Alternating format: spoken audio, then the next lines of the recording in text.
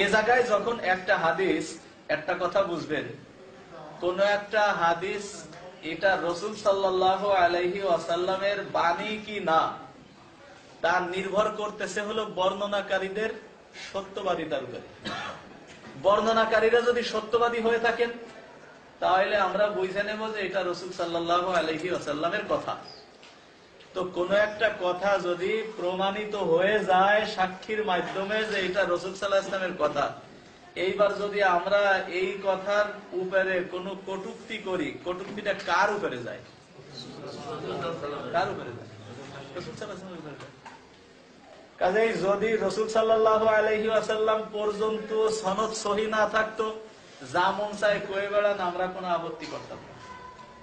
কিন্তু সনদ যখন সহিহ, তার মানে এই আমলটা কার? রাসূল সাল্লাল্লাহু আলাইহি ওয়াসাল্লাম।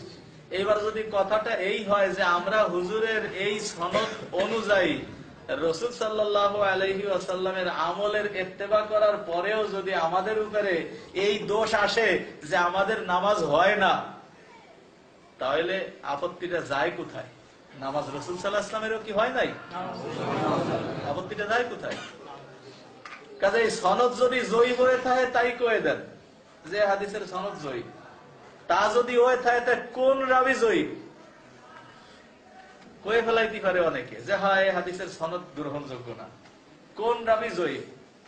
দেখেন, রাবি জয়ীফ হান্নাদ রেও কইতে পারে নেই, সুফিয়ান সাউরি রেও কইতে পারে নেই, আসেম বিন কুলাইব রেও কইতে পারে নেই, আব্দুর রহমান বিন আসওয়াদ রেও কইতে পারে নেই, আল কামারেও কইতে পারে নেই। তার কারণ এগে হাদিস তো অন্য কিতাবে মানতে হবে।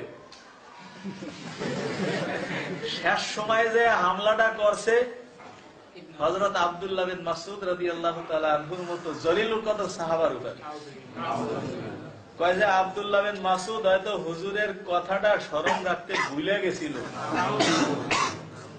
আচ্ছা, আব্দুল্লাহ বিন মাসউদ যদি এখানে ভুলে যায়, তা বুখারীতেই আব্দুল্লাহ বিন মাসউদ থেকে 85টা রিওয়ায়াত আছে। তাহলে ওইগুলিতে আমরা কি করব? ও জায়গায় মনে ছিল, শুধু যেটা আমাকে বিপক্ষে ওইটা ভুলে গেছে। এই অন্য সব রিওয়ায়াত যদি একটা ইয়ে হয়, তা বাকি 84টা কি সন্দেহের ঢুকে গেল না? এইটা যদি ভুলে যায়, তাই বাকি 84টার মধ্যে তো সন্দেহ ঢুকে গেল। তাহলে ওই জায়গাও কি আব্দুল্লাহ বিন মাসউদ মনে রাখতে পারছে না হয়তো ভুলে গেছে? এই সন্দেহ কিন্তু দাঁড়াইয়াই যায়। কাজেই দ্বীনকে হেফাজত করতে গেলে এটা অবশ্যই স্বীকার করতে হবে যে সাহাবায়ে কিরাম নিষ্কলুষ। সাহাবায়ে কিরামরে যদি কোন ক্রমে ত্রুটিযুক্ত করে দেয়া যায়, তাহলে কিন্তু দ্বীনের নির্ভরযোগ্যতা সম্পূর্ণ শেষ হয়ে গেল। আজ আমার বিপরীতে এখানে বাচ্চা বলে ইবনে মাসউদরে আমি কয়ে দিলাম কি যে উনি হয়তো ভুলে গেছিলেন। কাইল আরেকজন ও সুফিয়ান সাউরি, সুফিয়ান সাউরি এই হাদিস বর্ণনা করছে, উনার সাথে আর কেউ বর্ণনা করেনি, উনি একাকী। তাই করছে সুফিয়ান সাউরি একাকী হাদিস বর্ণনা করছে। আসলে হাদিসে অদরকার ছিল যে বারবার হাত উত্তোলন করছে। এই হাদিসে সুম্মা লা ইউইদ, একবার হাত উত্তোলন করছে আর করে নেই, এই কথাটা আসলে ছিল না, সুফিয়ান সাউরি বাড়াই দিছে। বলে এখানে যদি সুফিয়ান সাউরি ভুল করে বাড়াই দিয়ে থাকে, তাহলে সুফিয়ান সাউরি তো আরো জায়গায় হাদিস বর্ণনা করছে, ওর কোন কোন জায়গায় আরো ভুল করে বাড়াইছে সেটাও তো একটা সন্দেহ দাঁড়াই গেল। এদিক যদি ইবনে মাসউদরে বাদ দেয়, ওদিক সুফিয়ান সাউরি বাদ দেয়, ওদিক আসেম বিন কুলাইব বাড়িয়ারটা মজবুত না, ওরে যদি বাদ দেয় তাহলে হবে কেমন?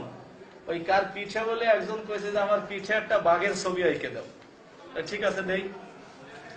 তা পিঠ খুইলে ওই ছবি আঁকার জন্য, ছবি মানে খুদাই করা, তাই সুই নিচে হাতে, সুই নিয়ে প্রথম যখন খুসারটা দিছে, খুসা দিলে অমনি লাভ দেওয়া উঠছে, ভাই এ কি বানাও? কয় লেজ বানাই। কয় লেজ ছাড়া বাঘ হয় না? কয় তা লেজ বাদ দাও। ফিরে আবার একটা খুসা দিছে, আবার লাভ দেওয়া উঠছে, এ কি বানাও? কয় ঠ্যাং বানাই। ঠ্যাং ছাড়া বাঘ হয় না? বলে হ্যাঁ হয়, ঠ্যাং বাদ। কথা বুঝছেন? খুসা একটা দিলি যদি আগে লেজ বাদ হয়, তারপর ঠ্যাং বাদ হয়, তারপরে হাত বাদ হয়, তাহলে শেষ সময় আর ইসলামের অস্তিত্ব টেকবে না। এই হাদিসে ইবনে মাসউদ আত্মভুলা, ওই হাদিসে যে সুফিয়ান সাউরি ভুলা, আর এক হাদিসে যাই আসেম বিন কুলাইব ভুলা, তাহলে হাদিস থাকবে কোথায়? শরিয়ত থাকবে না সব জায়গায় সন্দেহ ঢুকে যাবে? এই জন্য হযরত আব্দুল্লাহ বিন মাসউদ রাদিয়াল্লাহু তাআলা আনহু হুজুরে আকরাম সাল্লাল্লাহু আলাইহি ওয়াসাল্লামের অত্যন্ত নির্ভরযোগ্য সাহাবা এবং বহু সাহাবায়ে কিরামের অত্যন্ত প্রশংসা আব্দুল্লাহ বিন মাসউদ রাদিয়াল্লাহু তাআলা আনহুর ব্যাপারে।